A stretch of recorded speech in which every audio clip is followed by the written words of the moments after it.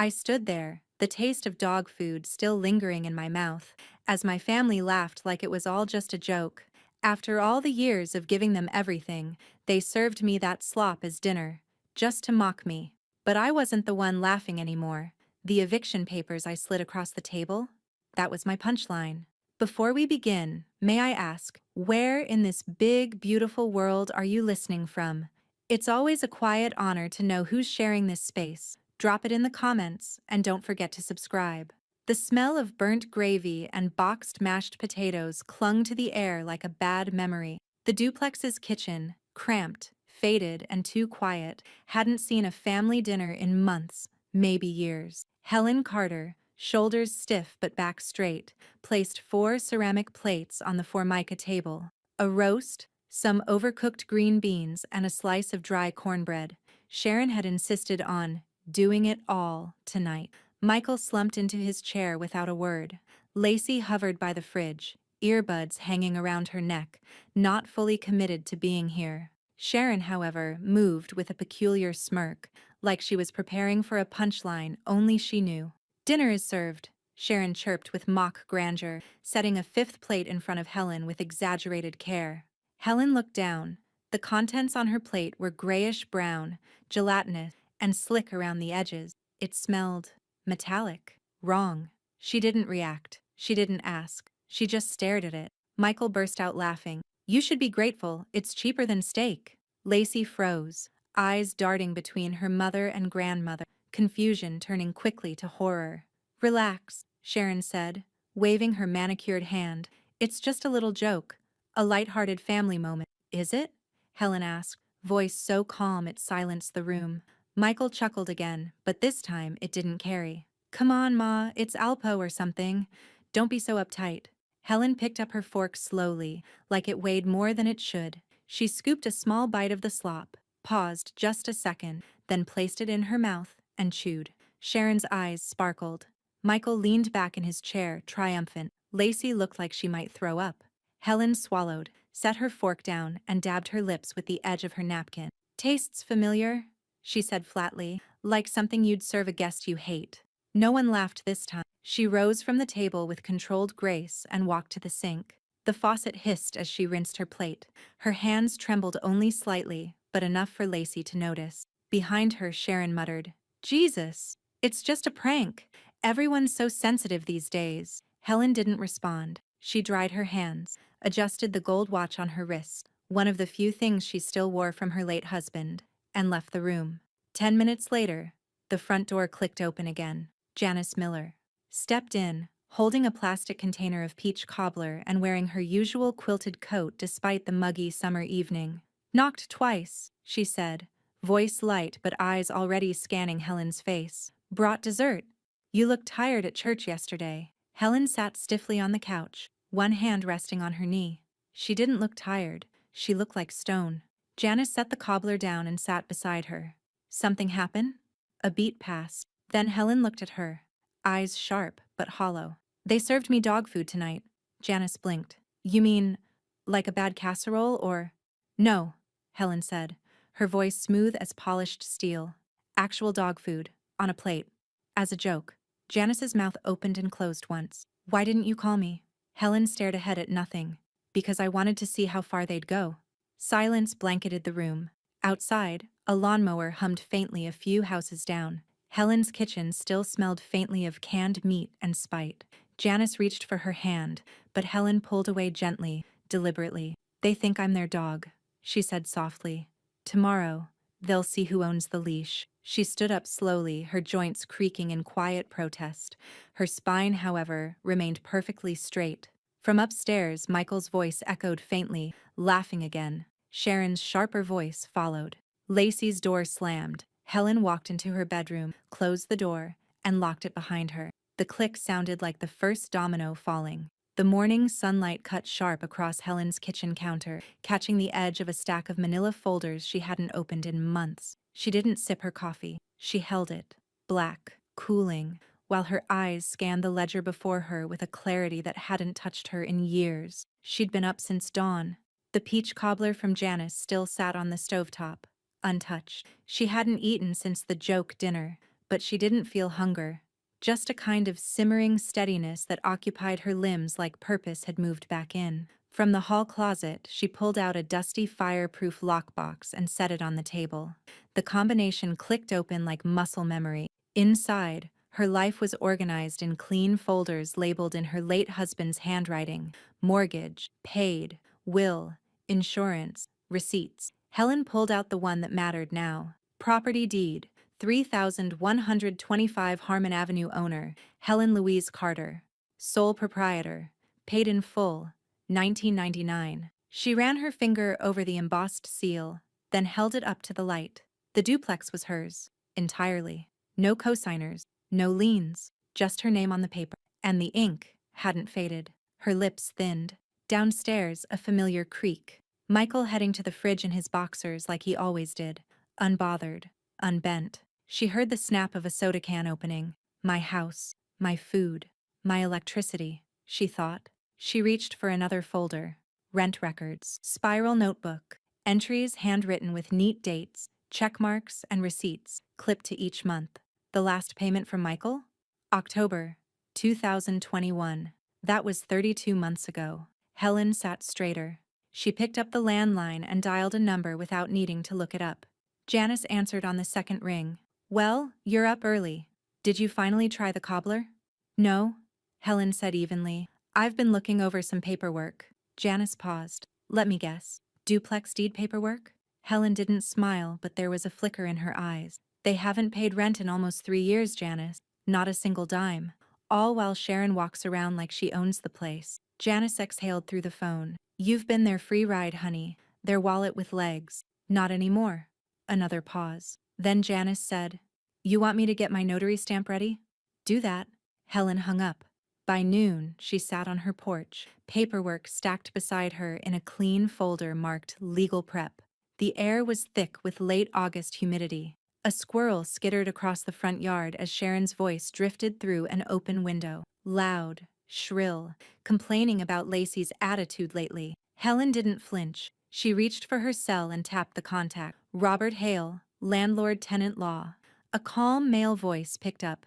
Hale Law Office, this is Robert. Robert, it's Helen Carter. I need to begin eviction proceedings. There was a slight pause. I remember you. Duplex on Harmon, right? That's the one. Still got your deed? Front and center. Any rental agreement on file? Verbal. Nothing formal. But I've got over 10 years of written receipts, and 3 years of them missing. Robert's voice sharpened just a bit. So, they've been living rent-free on your property? Yes. Then it's yours. You decide how it ends. Helen leaned back in her chair. The cicadas had started buzzing. Across the street, the neighbor's sprinkler rotated with lazy indifference. I've decided, she said. Then we start today, Robert replied. I'll have the 30-day notice ready by tomorrow. We do this by the book. I want every step documented. No surprises, no loopholes. You'll get that, he said. And Helen? Don't wait too long. People like that. They don't leave quietly. Helen's eyes flicked toward the upstairs window where she could see Michael's shadow moving, shirtless, dragging a fan across the room.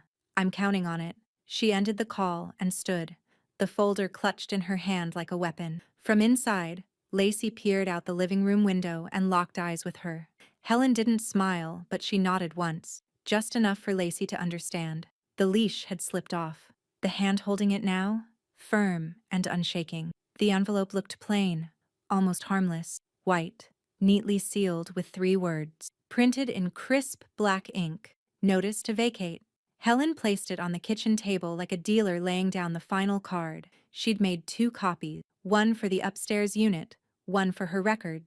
The third, just in case, sat notarized and stapled to Janice's signed affidavit, tucked in a folder labeled Evidence, Carter Tenancy. It was Tuesday morning, 8:01 a.m., and Helen knew precisely where they'd be. Michael never left for his part-time warehouse shift until noon, and Sharon never did anything before coffee and Facebook. She climbed the stairs slowly, each step a reminder of years she'd let slide, of birthday cakes baked, holidays tolerated, slights endured in silence. She used to bring Sharon casseroles. Now she brought justice. She knocked once, then twice, harder. Inside, footsteps, muffled voices. Sharon opened the door, silk robe barely tied, mascara smudged from sleep. She blinked. What? Helen handed her the envelope. Sharon didn't even open it. She laughed. A short, hard bark. What is this, coupons? It's your 30-day notice to vacate the premises, Helen said, voice steady as the concrete stooped beneath them. Sharon tore it open, scanned the first line, and let out another scoff. You've got to be kidding me. Behind her, Michael appeared, half-dressed, rubbing sleep from his eyes. What's going on? She's kicking us out, Sharon said, holding the letter up like evidence in a courtroom drama. Helen thinks she's a damn sheriff now. Michael took the letter and squinted at it. You're evicting us? Helen nodded once. 30 days. It's all by the book. Michael's laugh was colder than Sharon's. You wouldn't dare. Courts don't just side with cranky old ladies who want their space back. Helen's gaze didn't flinch. Courts read deeds, not insults. The air held. Michael shoved the notice back into Sharon's hand like it burned him. Unbelievable. Maybe if you paid rent, Helen said coolly, you'd have earned a conversation. But this isn't a conversation. It's a formal notice. Sharon crumpled the paper and tossed it onto the hallway floor. You're delusional. What are you gonna do? Drag us out in your bathrobe? Helen leaned in just enough for Sharon to step back. I'll be whatever I need to be. But make no mistake, you will leave this house.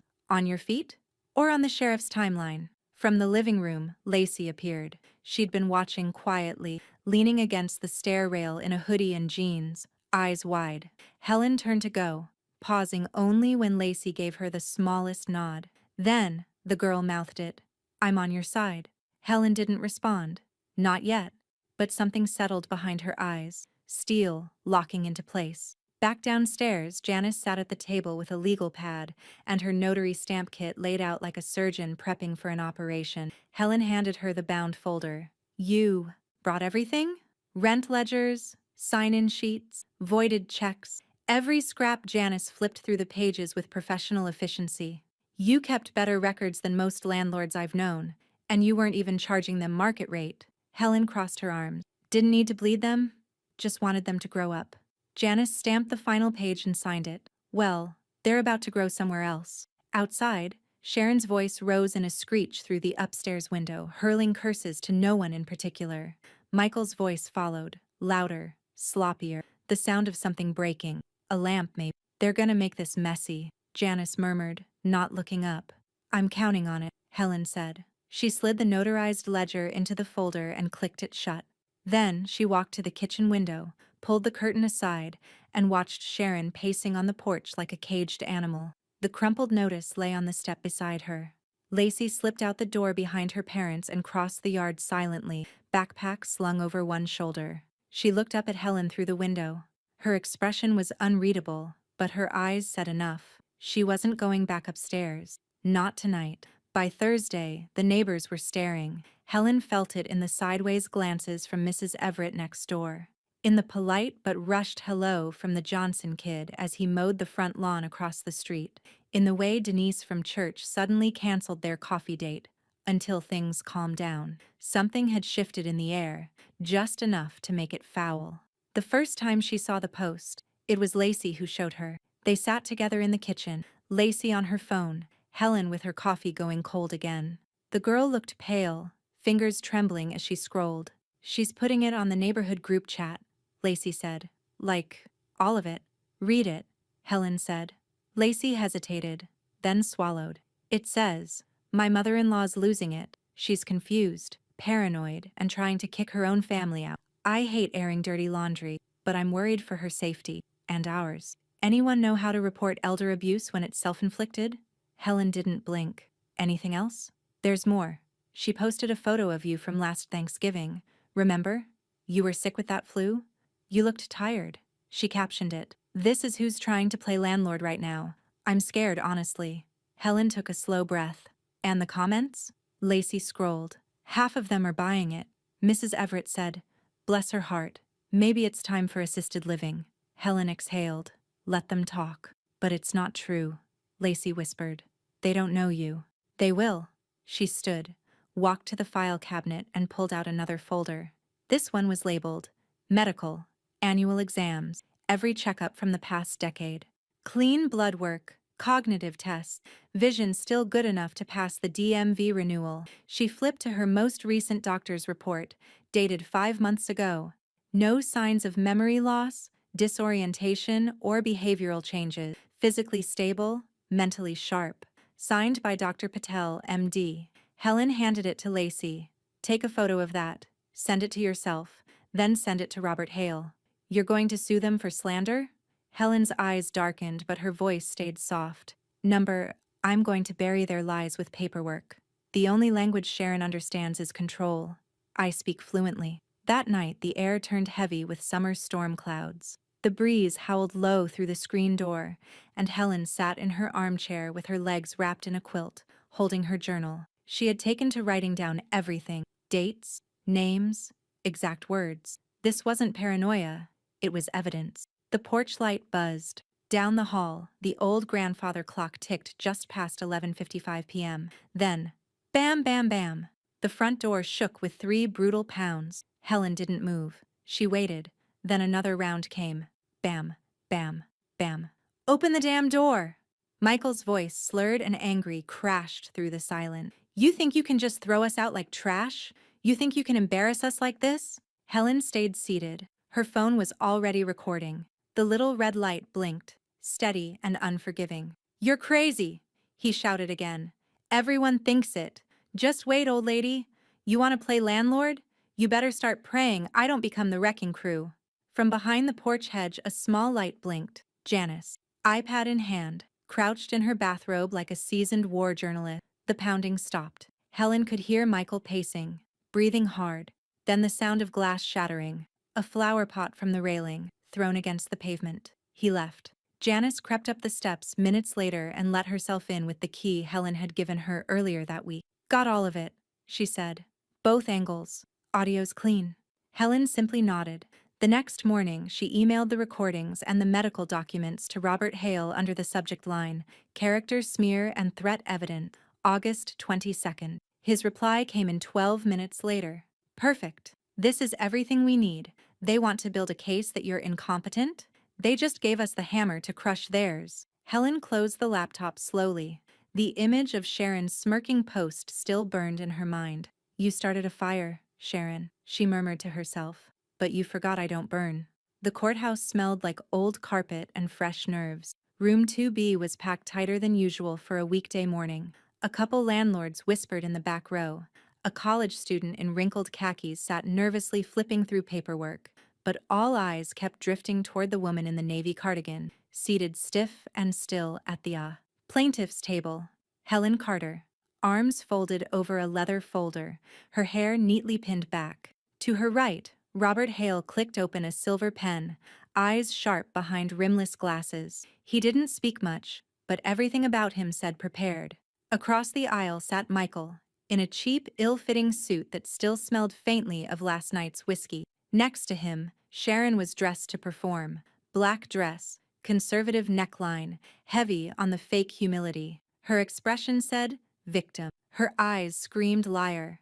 Judge Peterson, a broad-shouldered woman with decades of wear etched into her face, called the room to order.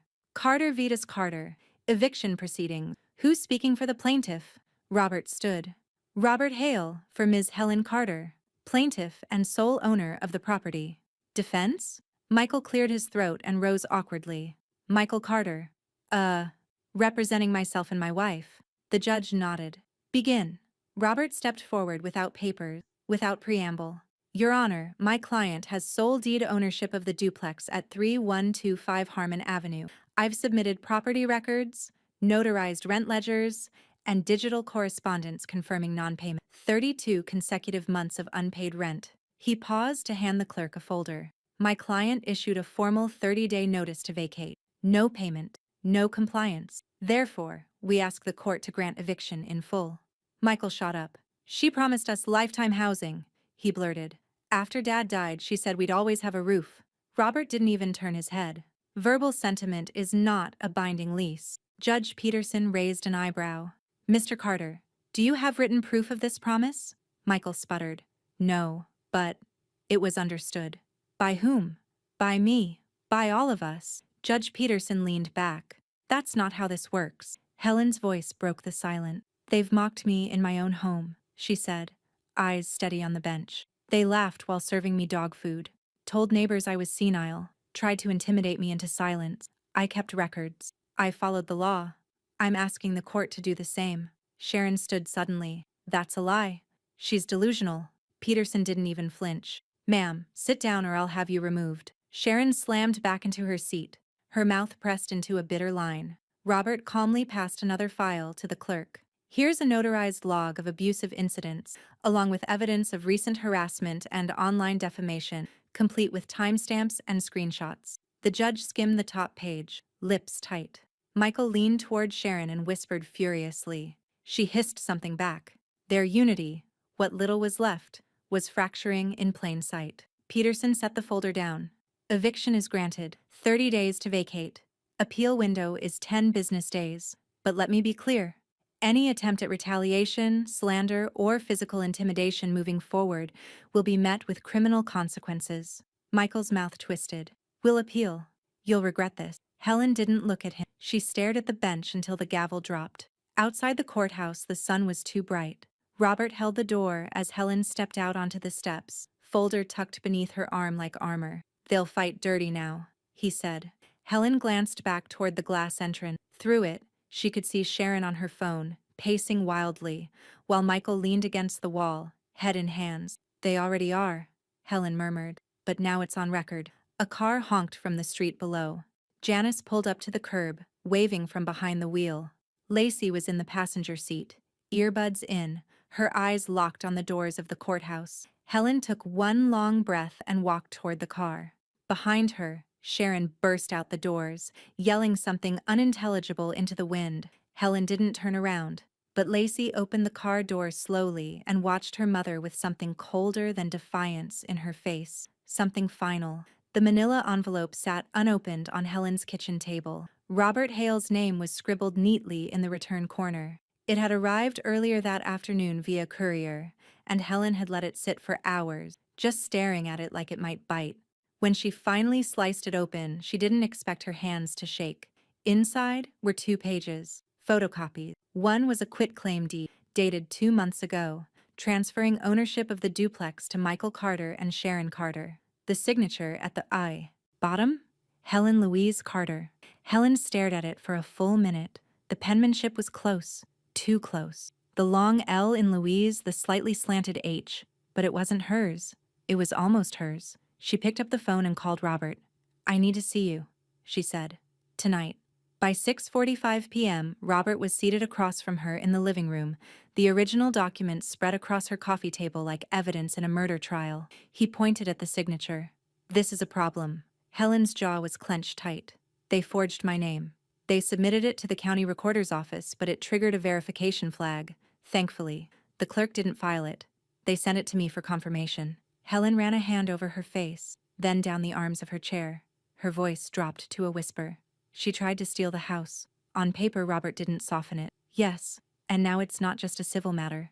It's criminal. She looked up at him, the words weighing heavy in her chest. So we press charges? We start by filing a fraud report with the county. I'll walk you through it. Once that's done, I'll take it to the prosecutor's office. He leaned forward. But Helen, you'll need to be ready for how ugly this gets. Helen stood and walked to the window. Outside, the porch light cast soft amber shadows against the lawn. A stray cat trotted across the sidewalk. Her world looked normal. It wasn't. Behind her, Janice entered carrying a tray of tea. She saw Helen's face, then looked down at the spread of papers. Janice didn't ask. So they went there, she muttered. Helen turned slowly. They tried to erase me. With ink, Janice put the tray down and pulled a chair beside her. Then pushed through. You've come too far to let them rewrite your life. Helen didn't respond right away. She reached across the table and picked up the forged document again. Her name, stolen and weaponized. This, she said, is war. The next morning, Helen walked into the county fraud division with Robert beside her. She wore her navy cardigan again, the same one she'd worn to the eviction hearing. It had become her armor. The clerk, a young woman with sharp eyeliner and pink nails, took one look at the folder Robert slid across the counter and called her supervisor. They didn't need convincing. By noon, the formal fraud complaint was filed. Helen's affidavit was notarized. Her statement was recorded. The case was officially open. That night, Helen stepped onto the porch for fresh air. The sky was thick with stars and the buzzing sound of late summer cicadas. She was halfway through her second cup of tea when Sharon stormed across the yard like a storm in high heels. "You think this changes anything?" Sharon shouted, waving a letter in her hand. "You can't prove anything." Helen didn't move from her chair. "That's not my signature, and you know it," she said calmly. Sharon scoffed. "You're just bitter and old. You're scared we're smarter than you." "I'm not scared of smart," Helen said. "Just snakes who don't know how to shed their skins." Sharon crumpled the letter in her fist, then threw it into the grass. "You won't win." Helen looked out toward the sidewalk, where Janice stood behind the porch hedge again, phone lifted, recording in silent. "I already am," Helen said. Sharon turned on her heel and marched back across the yard, muttering curses under her breath. Helen stayed seated, eyes fixed on the horizon like she was waiting for dawn. And maybe she was. The envelope this time came certified, delivered with a sharp knock and a required signature. Helen stood at the threshold in her house slippers, pen in hand, eyes already narrowed. "Petition for emergency guardianship, Lucas County Probate Court." Helen opened it at the kitchen table, her jaw tightening as she scanned the pages. The words were dressed in legal padding, but their intent screamed loud and clear: incompetent, confused, unfit to manage her affairs. Michael was listed as the petitioner. A small sticky note was attached to the final page. Robert had scrawled in block letters, "Don't panic. I've already filed the objection. Call me when you're ready." Helen folded the petition calmly and slid it into her legal folder. She'd felt rage before. Quiet, enduring rage. But this was surgical, calculated. They weren't just trying to steal her house anymore. They were trying to erase her authority, her name, her mind. By noon, she was at Robert's office, seated across from his desk with Janice beside her, hands folded, back straight. "They're playing the incompetence card because nothing else is working," Robert said, tapping the petition with his index finger. "We'll submit your medical records from the last 2 years. No diagnosis, no decline. You passed your DMV renewal 6 months ago. You're sharper than I am." Helen offered a dry smile, but not as mean, apparently. He slid a single sheet across the desk. "The judge has scheduled a competency evaluation. County social worker. 1 hour. You'll get the report within 48 hours. I assume they'll be watching me like vultures outside the window?" Robert leaned forward. "Let them watch. Just don't give them a reason to circle." The evaluation happened 2 days later inside Helen's living room. The social worker, Ms. Connors, was kind-eyed but methodical. She asked about finances, routines, medications, the name of the current president, and how to spell world backwards. Helen passed each test with the same composure she once used on the factory floor when calming down grown men with machines twice their size. At the end, Ms. Connors closed her notebook and smiled. "Clear-headed, articulate, oriented. You're more organized than I am," she said. Helen offered her a peach soda on the way out.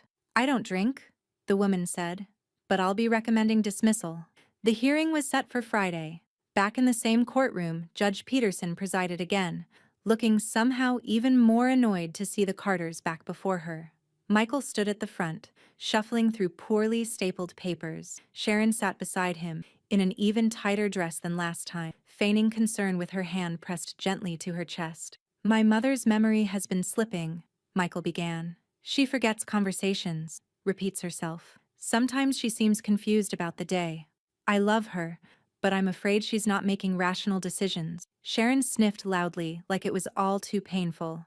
Robert rose without theatrics. "My client has undergone a county-administered cognitive evaluation. She passed with full marks. We've submitted the results as Exhibit A. Her doctor confirms her mental faculties are stable and intact." He paused, then added, "The only confusion seems to be among the petitioners." Judge Peterson looked up. "Do you have anyone to corroborate that, Mr. Hale?" Robert turned slightly. "Yes. One witness, Lacey Carter." A murmur ran through the courtroom as Lacey rose from the second row, hair tied back, wearing a button-down blouse like armor. She walked to the witness stand, didn't glance once at her parents. Robert kept his tone even. "Lacey, you live in the same house as Miss Carter?" "I did," Lacey replied. "Until 2 weeks ago. Now I stay downstairs with my grandma." "And why's that?" "Because my parents served her dog food and laughed. They call her senile but hide what they've done. My grandma's the most clear-minded person in that house. Michael's face turned red. Sharon's knuckles were white. Judge Peterson didn't blink. Petition for guardianship is denied.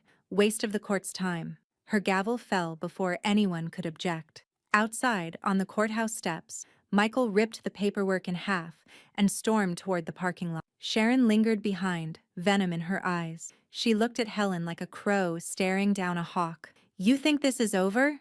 she hissed. "We'll ruin you another way." Helen tucked the court order into her purse. "Try, but you'll need a sharper knife." Sharon didn't reply, just turned and followed her husband into the chaos they'd created.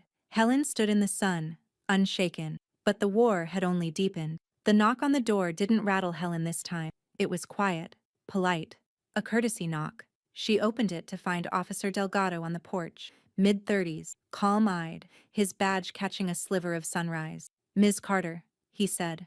"Got your call. You want to file a police report?" Helen nodded once. "For intimidation, repeated harassment, and I want it on record." He pulled a small notebook from his chest pocket. "Your son and daughter-in-law again?"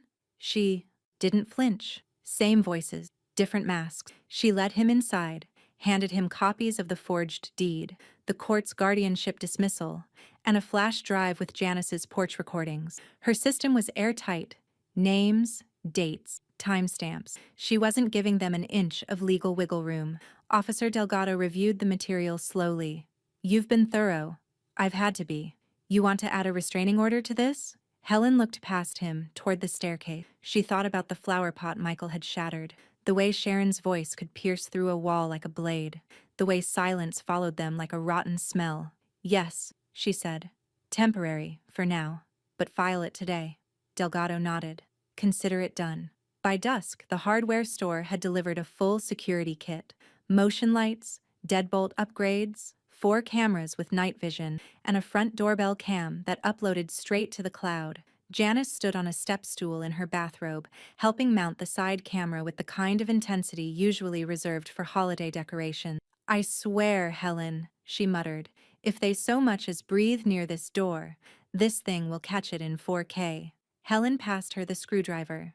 "Make sure it points toward the driveway. That's where she likes to stalk." Janice smirked. "She's about to get a full episode of Law & Order, Toledo Unit." Later, Helen made up the guest bed for Janice in the back room, double-locked all the windows, and placed a small baseball bat under her own bed, just in case. But she didn't feel scared. She felt aware. Aware of her surroundings, aware of herself, aware that sometimes fear could be a tool, like a knife you keep sharp, not to use, but to remind you of what you're willing to protect. That night, after Janice had dozed off with a heating pad and a bottle of Advil PM, Helen sat at the kitchen table with her journal. She opened to a fresh page. August 28th, 11:14 p.m. "They laughed. I'll file.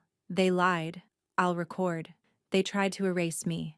I'm carving my name into every page of this fight." She closed the journal and slid it into the drawer, next to the pepper spray and the extra batteries. Robert called the next morning. "Good news," he said. "The prosecutor's office has moved your fraud case up the chain.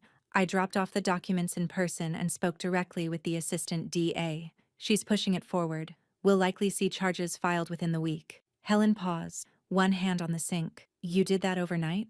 "I told her about the forged quitclaim, the recordings, and the failed guardianship stunt. I may have added a quote or two from Sharon's 'you won't win' tirade." Helen let out a breath she didn't know she'd been holding. "I'm not the frail one here, Robert," she said. "They are. They just don't know it yet." "Good," he said. "Keep your head clear. We're almost there." She hung up, turned back to the window. Outside, the street was quiet. Lacey's car was parked under the elm tree, her schoolbooks visible through the windshield. A far cry from the chaos upstairs. Then, movement, across the lawn. A figure ducked behind the trash bins. Helen didn't panic. She just walked calmly to the control panel and rewound the driveway cam. There he was, Michael, hoodie pulled tight, eyes wild, holding what looked like a crowbar, circling toward the side of the house. Helen hit record clip and saved it to a folder titled Threat Escalation, August 28th. She texted the video to Robert. The reply came 30 seconds later. "Get ready. After this, it's not just eviction anymore." The notice came with a knock no one could ignore. It was Friday morning, barely 9 a.m., when the white county SUV rolled up along the curb of 3125 Harmon Avenue. A sheriff's deputy in crisp uniform stepped out with calm, deliberate steps and a folded paper in hand. Helen met him on the porch, already dressed, coffee in one hand, folder in the other. "You Helen Carter?" he asked. "I am." He handed her the paper. Writ of possession, executed by the court, signed and sealed. The final nail. "Court has authorized removal if the occupants don't vacate within 72 hours, he said. "We'll be back Monday morning to confirm compliance or proceed with lockout." Helen took the document, scanned it, and nodded. "I'll be ready." The deputy tipped his cap. "We post both doors. You'll want to watch yourself this weekend. This tends to stir things up." She offered him a small smile. "It's been stirred. Now it's just boiling." He posted the notice, one copy on the door of the upstairs unit, the other on the shared mailbox post. By the time he got back into the cruiser, Sharon was already screaming through the second-story window. "This is illegal! This is abuse!" she shrieked, hair wild, holding her phone up like a weapon. "Someone call Channel 4! She's ruining her own family!" Helen didn't look up. She turned and walked back inside. Within the hour, Sharon's rant hit Facebook. Her post was a frantic smear of caps lock and martyrdom. "My elderly mother-in-law is kicking us out after everything we've done for her. We've cared for her, protected her, and this is how she thanks us. We are devastated. If anyone has room or resources, we might be homeless by Monday. Broken family, hush, elder abuse. Help us please." The reactions came fast, some sympathetic, most skeptical. A few knew the truth. Screenshots circulated. So did Janice's footage, and so did the sheriff's stamp. Meanwhile, Michael tried a Hail Mary. He filed a motion to stay the eviction, claiming procedural confusion and unfair burden to vacate within the timeline. Robert called Helen an hour later with the news. He filed a stall tactic, Robert said. "We responded immediately. The judge reviewed it this afternoon." "And?" Helen asked. Robert chuckled dryly. "Judge Peterson denied it in 2 sentences. Appeal without merit. Enforcement to proceed as ordered." Helen didn't smile. Not really. But her breath came easier. She passed the news along to Janice, who was halfway through wiping down the security camera lenses with Windex. "We're holding the line," Helen said. Janice snorted. "Damn right we are." Upstairs, Lacey moved quietly. She didn't announce it. She didn't ask permission. She simply packed her things in soft silence. A duffel bag, 2 suitcases, her sketchpad folder wrapped in a towel. Her posters came down. Her journals slipped into her backpack. A single photo, her and Helen at last year's fair, grinning over matching lemonades, was the only thing she left visible on the bed. She zipped up the last bag and stood still for a moment, eyes fixed on her reflection in the mirror. Down the hall, Sharon's voice blared again. "We're not leaving, Michael. She'll have to drag us out in front of the damn neighborhood. I don't care if it's the sheriff or the Pope." Lacey flinched. Then she grabbed her bags, walked down the stairs, and didn't look back. Helen opened the door before Lacey even knocked. No words passed between them, just a nod, a shared knowing. Helen pointed to the guest room with freshly washed sheets. Lacey walked inside and closed the door gently behind her. That night, Helen placed the folded writ of possession beside her journal. She lit a single candle at the kitchen table. Something about the soft flicker settled her breathing. Janice made hot cocoa for everyone. Lacey sat curled on the couch, headphones on, eyes half closed. Peace, not complete, but honest, settled over the downstairs unit. Until 2:17 a.m., a hard thud rattled the back door. Janice bolted upright in her cot. Helen was already up, grabbing the bat from under her bed. She checked the back cam. Michael. Again. Sweating. Pacing. Muttering to himself. Helen pressed a button on the alarm panel. A loud chirp signaled an armed perimeter. Michael froze. Helen opened the window just enough to be heard. 72 hours, she said. And not 1 minute more. The knock at the upstairs door didn't come with a warning. It came with badges. 2 officers, one uniformed, the other plainclothes, stood at the threshold of Sharon and Michael's unit just before noon on Saturday. The younger deputy held a copy of the forged deed. The plainclothes detective held a notepad. Both wore the same expression. professional curiosity mixed with a growing sense of certainty. Sharon opened the door mid-yell. "What now?" And froze. "Sharon Carter?" the detective asked. She blinked. "Yes? We're here to ask a few questions regarding a fraud report tied to a forged mortgage transfer," he said. "You can either answer them here, or we can continue this at the station." Michael appeared behind her in his boxers, eyes puffy and bloodshot. "This again? We already dealt with this in court." "No," the officer said, stepping forward. "You dealt with eviction. This is criminal fraud." He held up the document. "Did you submit this?" Sharon's face faltered. "That's a clerical thing. A misunderstanding. Michael handled most of it." "I didn't forge anything," Michael cut in, suddenly alert. "I just filled in what she told me to. We thought Helen signed it. Maybe the notary messed something up." The detective raised an eyebrow. "So you're blaming a notary for filing a false quitclaim deed transferring full property ownership to yourselves, without Helen Carter's signature verified?" Michael stepped back. We were trying to help her simplify her estate. It was her idea. She's getting older, and we wanted to protect the house. She never agreed to any of this," the detective said, firm now. "And your signatures don't match hers. Not even close." Sharon folded her arms, suddenly colder. "I want a lawyer." "Good idea," the detective replied. "We'll be in touch. Charges are pending, and just so you're aware, Judge Peterson has requested to personally review the fraud file this week." That Monday morning, Judge Peterson sat in her private chambers, glasses perched low on her nose, reviewing 3 side-by-side signatures under a document camera. Helen's original deed from 1999, the forged quitclaim from 2 months ago, and a third, an in-court signature collected during the guardianship hearing. Beside her sat a forensic handwriting analyst from the county's forensics lab. "This loop," the analyst said, pointing. "This curve on the C in Carter? Helen's always leans inward. The forged version leans out. That's not muscle memory. That's someone guessing." "Forgery?" Peterson asked. "No doubt," the expert said. Peterson closed the file and looked at her clerk. "Schedule a fraud trial, full criminal hearing. Notify the DA's office. This goes beyond civil now." That afternoon, Robert called Helen. He didn't even try to soften it. "They're cooked," he said. Helen was sitting in her kitchen, folding laundry, calm as ever. "Trial date?" "Next Friday." Peterson said it herself. "And you'll be called to testify." Helen folded one of Lacey's hoodies, smoothing the sleeves. "Of course. Also, Sharon's losing it." She blamed Michael in front of the detective. "Word is she's looking for her own attorney now." Helen's tone never lifted. "Snakes don't share dens forever." She hung up the phone and turned to the window. Upstairs, yelling. Sharp, vicious, familiar. Sharon's voice, frantic, shrill. "You idiot! You said it was fine. You said we were safe." Then a crash. A door slamming. Footsteps. Lacey walked in from the hallway, phone in hand.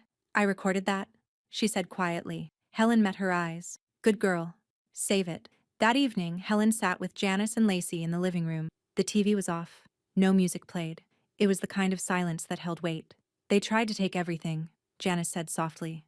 "Your name, your home, your sanity." Helen poured tea with steady hands. "I keep my proof," she said. "Always." Outside, sirens flared faintly 2 blocks over. Distant, but near. Enough to be felt. Helen turned to the files on the table. Court dates, arrest documents, the sheriff's return order. Everything in its place. Then she picked up her pen and underlined the last entry in her journal. Trial set. Friday, September 6th. Truth is on deck. They're not ready for it. The deputies arrived just after 8 a.m.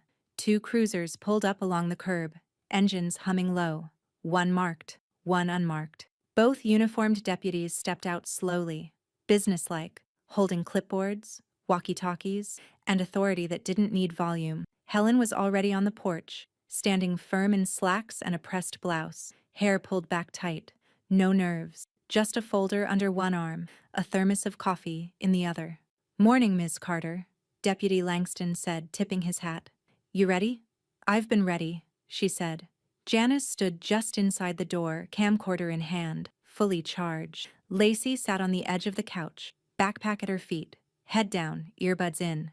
But one bud wasn't connected, just enough to listen. The deputies knocked upstairs, hard. Then again. "Michael Carter? Sharon Carter? Sheriff's office. You've had 72 hours." Silence. Then, A voice behind the door. Michael. Loud, panicked, playing for time. We're getting dressed. Langston stepped back. You've had 3 days to get dressed. He turned and gave a quiet nod to the locksmith. The man moved quickly. Wrench, drill. Done in under a minute. The lock popped with a clean click. Then the door swung open. Michael was red-eyed and furious, standing shirtless in jeans, hair matted. Sharon stood behind him in a gaudy bathrobe, mascara streaked, phone recording. You can't just barge in, she screamed. This is abuse. Langston held up the signed writ. This is law. Michael moved to block the hallway. Langston didn't blink. Sir, if you obstruct this process, you will be arrested. Sharon shrieked and shoved past them, filming furiously. Look at this. Look at how they treat us. Step aside, ma'am, the second deputy said. Janice had the camera rolling from the base of the stairs. They're throwing out a family, Sharon wailed, all because of some vindictive old... Watch it, Janice muttered. Helen stood at the bottom of the steps, arms folded, calm as ever. Upstairs, the deputies began hauling out boxes, bags, a TV, 2 broken chairs, a coffee table with one leg snapped off and duct tape. Sharon ran outside and started filming from the yard, walking backward in her slippers, eyes wild. This is elder abuse. She's mentally unstable and they're letting her do this to her own blood. Helen didn't move. She just held the file in her hands. Writ of possession, certified mail logs, fraud complaint confirmation, surveillance footage timestamps, proof stacked on proof.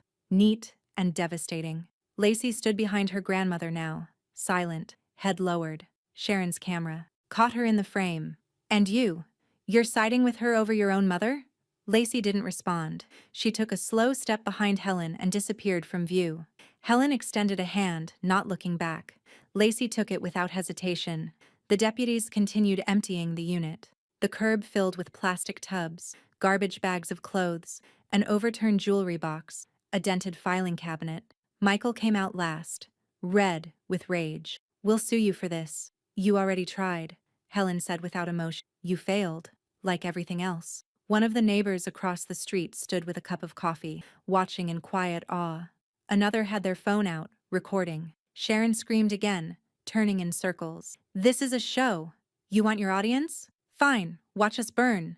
She turned to Janice, who hadn't stopped filming. You're disgusting. Janice smirked. And you're evicted. She looked at Helen, then back at the pile of junk now baking on the sidewalk under the morning sun. That's how you feed dogs who bite, she muttered. Langston handed Helen the signed clearance form. Lock changed, premises secured. You're clear. Helen finally let out the smallest breath. Behind her, Lacey squeezed her hand. Sharon's voice kept rising, her phone shaking, ranting about lawyers, about news channels, about revenge. But the door was closed. The lock clicked into place with a finality that echoed. Helen walked back inside, calm. But upstairs, the silence wasn't peace. Because downstairs, a trial was coming, and the truth had just kicked the door in. The quiet was the first thing Helen noticed. Not the kind that comes before something awful, but the kind that feels earned like scars, like peace after fire. She sat at her kitchen table, sunlight washing over the worn wood, a mug of hot coffee warming both palms. No screaming, no stomping overhead, no late-night pacing or slamming doors, just stillness, just hers. She looked across the table at the empty seat where Janice had always sat during the hard week. A peach cobbler sat cooling on the stove again, fresh out of the oven. Janice had baked it early that morning and left it with a note on a napkin. No more cameras, just crumbs now. Love you. Helen smiled faintly, set the note aside. Upstairs, the floor creaked, not with rage, but with rhythm. Lacey's footsteps, pacing back and forth in her new space. Books thudded softly as she unpacked another box. Then came the sound of typing, steady, focused. College classes had started again, and Helen had surprised her last week with a small upstairs desk she found at a second-hand shop. Oak, sturdy, just like her. Outside, the front yard was trimmed, the walkway swept clean. A few neighbors passed on the sidewalk. Some waved now, some even stopped. Mrs. Everett from next door had brought a casserole and said quietly, I didn't know the half of it. I'm sorry I believed her. The postman had nodded respectfully on Friday and said, Good for you, Ms. Carter. Not many people fight back like that. Word had gotten around. as had the footage, as had the truth. Elsewhere in Toledo, Sharon and Michael were couch surfing. Rumors said they'd landed at a friend's cramped rental off Airport Highway. Michael was seen muttering into a phone behind the local gas station while Sharon paced near the bus stop, phone in hand, still filming half the time like she might edit the footage into sympathy someday. But sympathy had dried up. Their online following had gone quiet. The GoFundMe Sharon launched only raised $84, most of it from 2 pitying strangers and 1 accidental donation from a high school classmate who publicly requested a refund the next day. They were radioactive now, burned from the inside out by their own fire.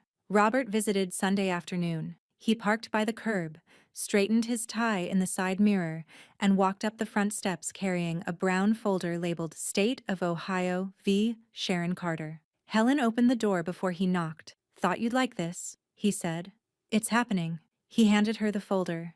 Inside were 2 pages, the finalized court calendar and confirmation that Sharon's case had been bumped to the fraud sentencing track. Formal charges filed, a full trial still pending. Helen read silently, then nodded. "What about Michael?" Robert shrugged. "They're still sorting that out. Depends how much Sharon blames him. She's already distancing." Helen didn't seem surprised. "Snakes don't share the same rock for long." Robert leaned on the doorframe. "When sentencing begins, you'll be called to give a victim impact statement. Want me to help draft it?" "I already started," she said. He raised an eyebrow. "Of course you did." She smiled. Then it faded, slow and solemn. "I'll attend every hearing." Robert didn't question it. "I figured." That evening, Helen sat at the window with her journal in her lap, looking out over the block. The sun dipped behind the elms, casting long golden streaks across the street. Upstairs, Lacey laughed at something, sharp, sudden, a real laugh. Helen closed her eyes and let it settle in her chest like a small fire in winter. Then, she opened her journal to a new page. September 10th, 7:36 p.m. "They emptied my house, but I filled it again. With truth, with peace, with purpose. I kept the proof. Now I'll speak the cost." A soft knock came at the door. Janice stepped in, holding 2 paper cups from the diner. "One more battle to go," she said. Helen took the cup, sipped slowly. "And I intend to finish it," she replied. Every seat in courtroom 3A was filled, not just by lawyers and clerks, but by townspeople. Curious onlookers, former neighbors. 2 local reporters scribbled into pads as Judge Peterson entered with her usual slow, deliberate gait. The air buzzed, not with noise, but tension. Like, the room itself knew justice was about to move. Sharon sat at the defense table, lips painted too red, blazer a size too small, posture a size too proud. She whispered furiously to her court-appointed attorney, who looked like he'd rather be anywhere else. Michael wasn't seated beside her. He wasn't even in the building. Helen sat across the aisle in her pressed navy blouse, spine straight, expression unreadable. Robert Hale shuffled papers beside her, calm and surgical as always. Lacey sat 1 row behind, holding her phone in her lap, earbuds coiled but unused. The bailiff called the case. State of Ohio versus Sharon Carter. Fraud and forgery. Count 1. Judge Peterson's gavel hit. "We begin." Robert rose and walked to the center of the courtroom with the confidence of someone who'd already rehearsed this moment down to the breath. He began with the basics. The forged quitclaim deed, the notarization that never happened, the intent to transfer full ownership of the property without consent. Then he brought out the receipts. "Exhibit A," he said, holding up a side-by-side display of Helen's authentic signature and the one submitted to the county. "According to the county forensic handwriting expert, this isn't just similar, it's calculated mimicry." He clicked a remote. On the screen, the court saw loops, curves, and overlays highlighted in yellow. Someone studied Ms. Carter's penmanship, but they didn't know what her C always does at the baseline. They didn't know she crosses her T last, not as she writes. That's not habit. That's history. Sharon shifted. Her jaw clenched. Her lawyer stood weakly. "My client denies these allegations. She believed the paperwork was genuine. She had no reason to question its validity." Robert didn't blink. "Then let's ask the jury why she filed the document 2 days after receiving an eviction notice." There was a slight murmur. Sharon leaned toward her attorney, whispering something. Her smile, brief and strained, flickered across her face like a dying bulb. Robert continued. Now, Exhibit B. Online posts. He handed printouts to the jury. Screenshots from Sharon's Facebook, mocking Helen's mental state, boasting about handling family business the smart way, and one particularly damning post that read, "One little scribble and we'll never have to pay rent again." Then came the moment Helen had prepared for all week. The bailiff called her to the stand. She walked slowly, but with purpose. Sworn in, seated. She looked neither triumphant nor bitter, only resolute. "Ms. Carter," Robert began, "did you sign the deed, transferring ownership to your son and daughter-in-law?" "No," she said clearly. "Were you aware any such filing had occurred before the notice from the county?" "No." "Did you authorize them in any way to act on your behalf for this matter?" "I wouldn't trust either of them with a grocery list." Soft laughter fluttered in the gallery. Robert nodded. "Did you retain all original property documents prior to the forgery?" "I have every page, every receipt, every post-it note that touched that deed. And backup." He paused. "Why did you keep all of it?" Helen looked at the jury. "Because I've learned that when people treat you like furniture, you'd better hold the bill of sale." Silent. Then the final blow came from the quietest corner of the room. "Your Honor," Robert said, "the prosecution calls one final witness, Lacey Carter." Sharon froze. Lacey rose, walked to the stand, and sat with her shoulders back, voice steady. "Did you witness your parents discussing the forged deed?" Robert asked. "Number but, I saw the lead-up.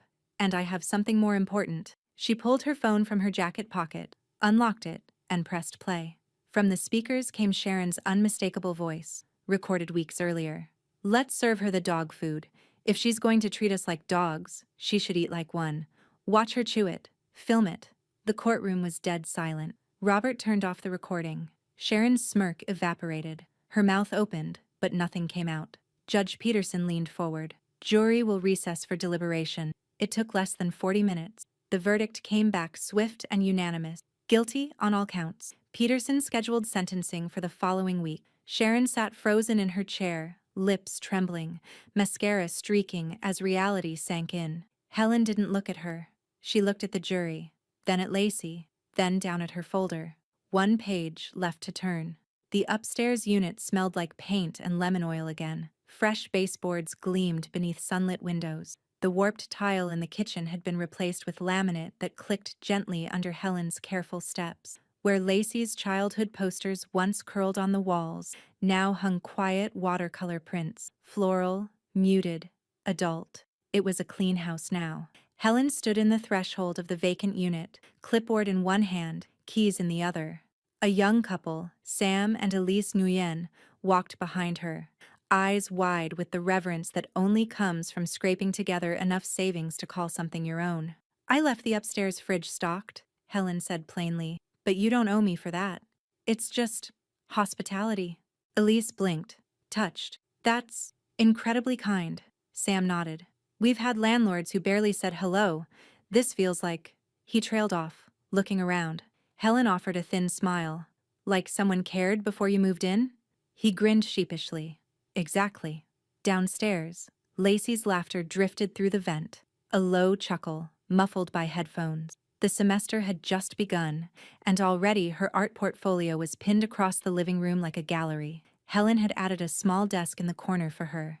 She paid the first tuition bill without blinking. 1 month of rent from the new tenants had covered it. That evening, Janice sat on the porch swing with Helen, sipping lemonade that was a little too tart but still perfect. A breeze carried the scent of sawdust and lavender from the flower beds. "Well," Janice said, stretching her back with a groan, "from dog food to dividends. Not bad, Carter." Helen let out a sound that surprised them both. A laugh, not a smirk, not that dry, brittle thing she'd weaponized for survival. A real, full-bodied laugh, low and warm and so long absent it felt like sunlight through a window she forgot she'd closed. Janice blinked. "Was that a laugh?" Helen sipped her lemonade again, eyes sparkling. "Don't make a thing of it. You earned it." They sat in easy silence. Across town, the sentence had dropped that morning. Sharon, 6 months in county jail, with a formal fraud conviction that would follow her like a shadow for the rest of her days. Judge Peterson had made it crystal clear. Community service wouldn't suffice. Not after the false guardianship stunt. Not after the Facebook post. Not after the dog food. Michael, meanwhile, had wriggled free of jail time. Barely. With no direct signature on the forged document, he avoided criminal charges, but the civil suits from the notary's office and Helen's insurance carrier had drained him dry. By the end of the week, his truck was repossessed and his bank account frozen. No one in town returned his calls, not even his old union buddies. Helen didn't rejoice in it. She simply recorded the facts. That night, Lacey came down to the kitchen barefoot, eyes soft with fatigue and contentment. "I got an A on my sketch of the duplex," she said, holding up the page. It was charcoal, soft, textured, capturing the porch steps with loving imperfection. A bird perched on the mailbox. Helen ran her fingers over the page. "You see it differently now." Lacey nodded. "It's ours now." They pinned the sketch to the fridge. The next day, the local paper ran a small column. "Justice served quietly. Elder fraud case ends in conviction." Helen's name wasn't in the headline, but it was in the lead paragraph. So was the word resilient. Helen folded the paper neatly and placed it beneath her journal. She didn't underline anything this time. No entry, no signature, just a long exhale. The house was clean. But upstairs, in Lacey's room, a new page was waiting. And this time, no one else would write on it but her. The roast filled the house with a warmth no heater could match. The scent of thyme and slow garlic danced with the crackle of bread cooling on a rack. In the center of the table, a single white candle flickered tall and steady. No holiday decoration, no place cards, no fuss, just food. Real food, for real people. Helen adjusted the folded linen napkins at each setting. She didn't rush. She didn't double-check. Everything was as it should be. At 6:30 on the dot, Janice arrived first, carrying a pie she claimed she hadn't baked, but which no one believed for a second. "Don't you dare cut this before I Instagram it," she warned, dropping her coat on the chair. At 6:34, Robert Hale knocked, as punctual and pressed as ever. No tie tonight, just a gray sweater and the faint look of a man who hadn't been invited to a meal without an agenda in months. At 6:40, Lacey emerged from upstairs, her hair in a braid, wearing a soft navy sweater that matched Helen's blouse perfectly, though neither mentioned it. They sat together at the round oak table like they'd been doing it forever. The roast chicken was carved slowly. The bread, still warm, passed in silence. Steam fogged up the windows, making the world outside disappear. For a long moment, no one spoke. Then Robert raised his glass, ginger ale fizzing like champagne, and nodded to Helen. "Not bad for a woman who's allegedly incompetent," he said dryly. Janice snorted. Lacey grinned. Helen smiled. "I do what I can." They ate. There was no dog food, no shame, no performance, just mashed potatoes with cracked pepper, carrots roasted to near candy, and a meal served without a trace of mockery. Halfway through, Janice leaned back, wiped her mouth, and said, "You know, I've been waiting for this. A real dinner. Not survival, not strategy, just something earned." Helen nodded. "It was never about revenge. Not really." Robert raised an eyebrow. "You sure?" Helen tilted her head. "It was about memory, about who I was before they tried to bury me in my own home." She glanced at the candle's flame. It held firm. No sputter. No flicker. "They served me dog food," she said. "I served them eviction." Janice raised her fork. "Now that's a recipe I'd write down." Lacey poured more tea into everyone's cups, the kettle hissing gently behind her. When they'd finished the meal and the dishes had been stacked neatly in the sink, not rushed, not dumped, Lacey stood with her glass in hand. She cleared her throat, a little flushed. "I want to say something." Everyone turned to her. She glanced at Helen, then at the empty plate where the chicken bones sat stripped clean. "To eating your words," she said. "Not other people's." Helen let out a slow breath, almost a laugh. "Cheers to that." They clinked glasses. Outside, the cicadas had grown quieter, August giving its last sigh before fall arrived. The breeze curled around the porch railing. Inside, the candle had burned down an inch, but the flame never wavered. Later, when the kitchen was quiet again and Janice had gone home humming and Robert had tipped his glass one last time in farewell, Helen walked to the window and looked out at the elm tree. Leaves swayed in the dark, indifferent and ancient. Lacey passed behind her, wrapped in a blanket, heading upstairs. I'll lock up, she said softly. Helen didn't answer, just stood still. This was her house, her rules, her peace. She turned to the table. The candle burned low but not out, and blew gently. The flame disappeared with a whisper. She placed her journal on the table one last time, opened to the final page, and wrote, "They mocked my plate. I cleared theirs, forever."